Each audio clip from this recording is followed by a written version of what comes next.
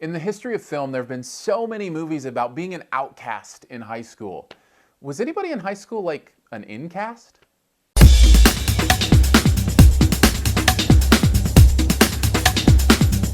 The Perks of Being a Wallflower is a movie based on the book, The Perks of Being a Wallflower.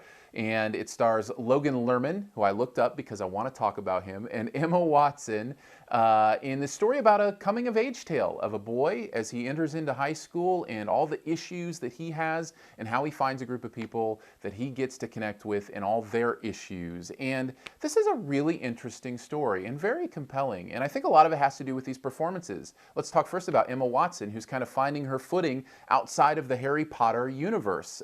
Hermione Granger isn't all that she can do, and I think she proves it here. She's very winning, and you really get a sense of who this character is and how she feels. And I think Logan Lerman, who I looked up because I wanted to give him credit, is phenomenal in this role. The depth of emotion that he plays this kid with is really, really good. And I think when he and Emma Watson are on screen together, they do a great job. The periphery performances around them are really good too, and I think all of that adds up to a movie that at least is interesting to watch and believable and allows you to invest in these characters. And what characters they are. This group of misfits, who Emma Watson at one point in the movie calls the Island of Misfit Toys, they're an interesting bunch, and they all have different issues and different things they're going through. And despite the fact that all these stories are kind of existing in this movie at the same time, you never feel lost in it. You understand where each of these people are in their journey and in their life and what's going on.